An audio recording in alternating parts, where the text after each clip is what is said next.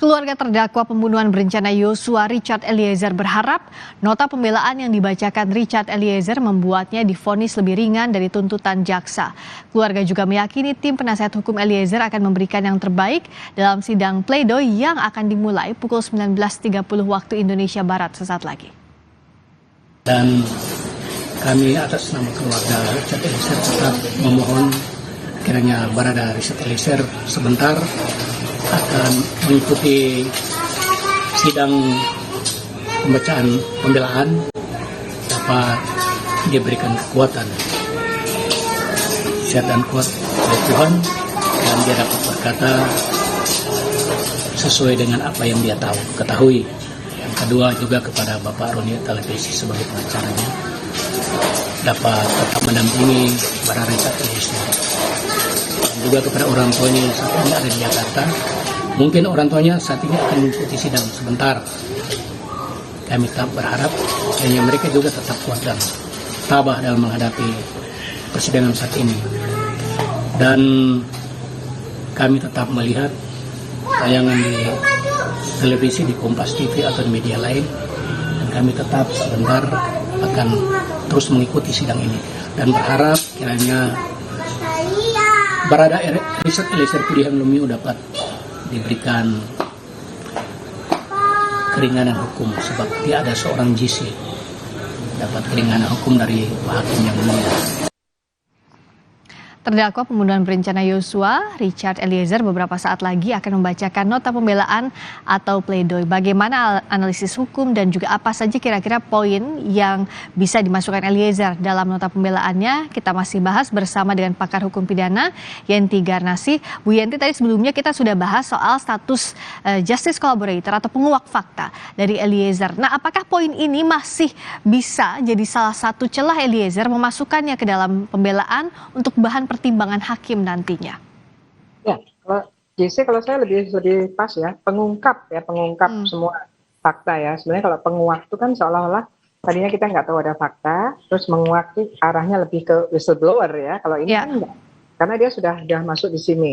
Jadi ini kan collaboration, ada cooperation betul ya. Dan syaratannya adalah bahwa yang menyampaikan itu adalah terdakwa, sama-sama yang dijadikan terdakwa dan dia bersedia menjadi saksi. Gitu ya, menjadi saksi dan juga mengakui gitu. Ini sudah banyak sekali yang dilakukan oleh Richard Eliezer menurut saya ya. Jadi kok kemarin dikatakan bahwa bukan JC karena yang mengungkap orang lain kan nggak mungkin, karena ya JC itu kan sejak awal sudah JC. Menurut saya LPSK sudah betul gitu ya. Kita bingung lagi nih, karena kita kan juga berpikir, kita tidak hanya berpikir bagaimana caranya memidana seseorang, tapi bukan itu saja. Tapi bagaimana semua itu terungkap, gitu kan? Ya. Bagaimana orang-orang tertentu yang memang diperlukan, karena ini ada suatu kejahatan yang sangat tragis menurut saya ya. Relasi kuasa itu kan luar biasa ya, luar biasa kondisi yang sangat jomplang sehingga orang harus menjadi korban pembunuhan berencana menurut dakwaan, dan juga ada seseorang yang karena relasi kuasa yang masih sangat muda, yang masih sangat hijau, sehingga dia tidak bisa memilih cara lain selain dia mengikuti apa yang dimintakan oleh atasannya tersebut, gitu ya. Saya kalaupun menggunakan istilah perintah, saya bukan menuju kepada perintah jabatan pasal 51, tetapi perintah dalam artian memang dia disuruh melakukan itu, tapi juga bukan penyuruhan dalam pasal 55 gitu ya, artinya bahasa biasa lah ya. Dia no other choice, dia tidak ada pilihan lain selain itu yang menurut dia pada saat itu.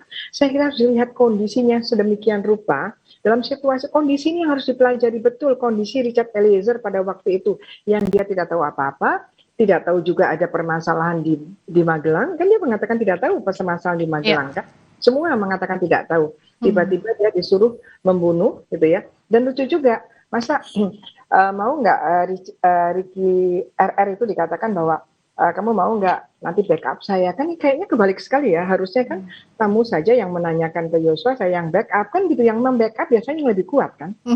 Biasanya kan seperti itu. Jadi banyak hal yang lucu ya, ada kata-kata bahwa kamu yang membunuh, nanti saya akan bunuh kamu, nanti saya akan menanyakan kepada Yosua. Kalau Yosua menembak di backup begitu ya, kalau menurut Bu Yenti itu terbalik logikanya.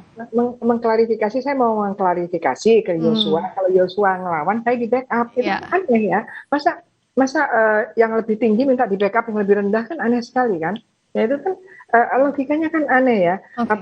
Apakah ini tanda-tanda bahwa memang itu yang tidak terjadi? Karena awalnya kan tembak-menembak. Kemudian diskenariokannya tembak-menembak. Sampai dengan Richard Eliezer mengatakan bukan tembak-menembak. Sebelumnya kan dia bertahan di situ. Sampai kemudian bagaimana ibunya dan sebagainya. Itu adalah sesuatu yang di luar kondisi yang ada di pengadilan. Itu yang mempengaruhi psikologis Eliezer sehingga dia bisa masuk kepada GC tadi. Bu Yenti, ya izin. Karena ini kan masih... ada beberapa tahap lagi, nanti ada replik, ada duplik, tapi yang ditunggu adalah vonis hakim nanti. Yang awam sekarang lihat adalah, sudah ada tuntutan dari jaksa penuntut umum. Tapi sebenarnya seberapa besar kemungkinan hakim ini memutus lebih dari yang dituntut jaksa atau ultra petita, atau seberapa banyak juga hakim bisa mengurangi pidana yang dituliskan dalam tuntutannya, begitu? Ya kan hakim ultra petita itu kan bukan harus di atas tuntutan ya sebetulnya. Sebetulnya kan hakimnya memang boleh sesuai dengan ancaman yang ada dalam 340, bukan karena tuntutan jaksa. Jadi bukan hanya tuntutan saja, tapi apa yang tercantum di KUHP begitu ya Bu? Boleh. Gitu ya? Bahkan ada paham yang mengatakan bahwa kalau perbuatan itu terjadi ya, ada bukti-bukti dalam pembuktian tadi, tapi pasalnya itu tidak digunakan, hakim boleh juga menggunakan itu. Kan ada di situ, masih ada paham seperti itu, silahkanlah ke Mahkamah Agung. Hal-hal yang seperti ini sepanjang itu bisa untuk menggapai keadilan, kepastian, dan kegunaan, itu harus dikembangkan. Makanya nanti ada jurisprudensi kan gitu.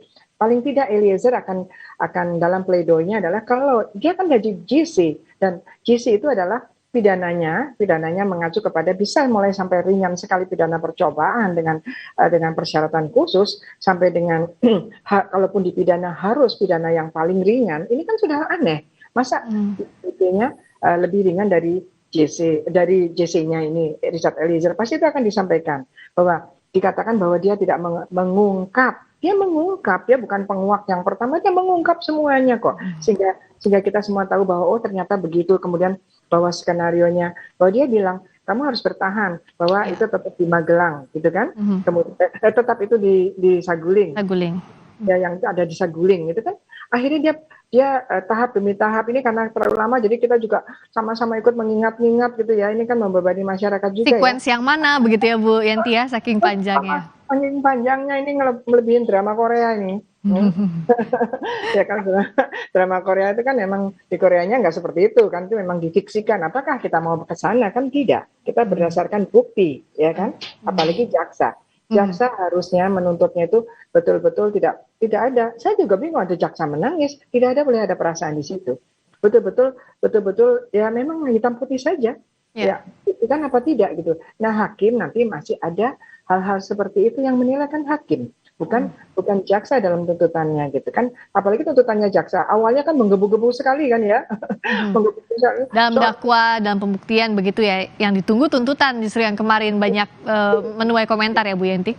Waktu itu kan jaksa luar biasa ya, Jaksa Agung juga mengatakan kami akan kirimkan jaksa-jaksa terbaik kami gitu ya, seolah betul-betul ini nanti ada tuntutan dari jaksa mewakili negara yang akan mengklirkan semuanya, memberikan suatu keadilan yang seadil-adilnya yang berguna bagi bangsa ini. Terutama misalnya keputusan tidak terjadi lagi ya kan, tidak ada lagi yang seperti ini, orang yang pernah terlibat akan dipidana setinggi-tingginya sesuai dengan pasal yang ada gitu ya, sesuai dengan perbuatannya. Harusnya kan seperti itu. Ini kan jadi kayak anti klimaks gitu ya loh di tuntutan. Semoga hakimnya semoga kan kalau lihat Pak Mahfud kan serem ya, walaupun kita juga di Indonesia ya masih banyak kan suara-suara seperti itu ya, mafia kasus lah yang ini ya, nggak terlalu kaget juga, tapi kan serem juga ya kalau terjadi gitu, bahwa ada yang bisik-bisik kepengen diringankan, kepengen ini, kepengen itu gitu kan. Apalagi ini terbuka secara umum, publik bisa melihat. Nah Bu Yenti melihatnya kembali lagi ke pledoi Eliezer sesaat lagi akan dibacakan. Kalau tadi bahkan secara harfiah JC ini bukan hanya penguak tapi pengungkap fakta. Nah bagaimana penasihat hukum ini harus cermat dalam menyampaikannya di muka sidang, baik yang Eliezer bacakan sendiri nanti maupun oleh penasihat hukum?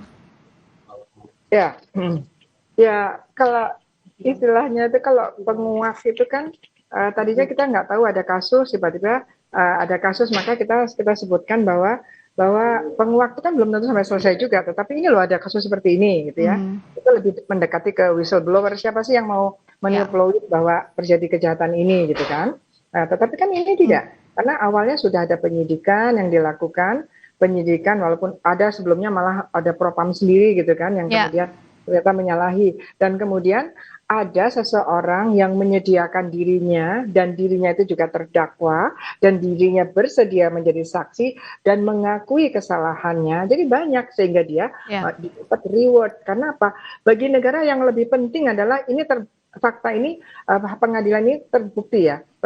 Kita jangan juga melihat bahwa Indonesia itu mesti jelek, enggak juga. Di luar negeri banyak sekali yang namanya dark numbers. Kasus tidak bisa terungkap tuh banyak sekali, apalagi pembunuhan. Banyak juga gitu ya, yang sekian puluh tahun baru terungkap ya. Ada yang 60 tahun baru terungkap. Di sana saya juga bingung. Ternyata di sana tidak ada daluarsa. Ini berarti jasanya Eliezer ini memang luar biasa gitu. Nah, inilah yang nanti harus cermat betul oleh hakim jadi pertimbangan dalam vonisnya. Baik, terima kasih Bu Yenti Garnasih, pakar hukum pidana telah bergabung di Breaking News Kompas TV. Selamat malam Ibu. Breaking News Kompas TV masih kembali usai jeda, tetap bersama kami.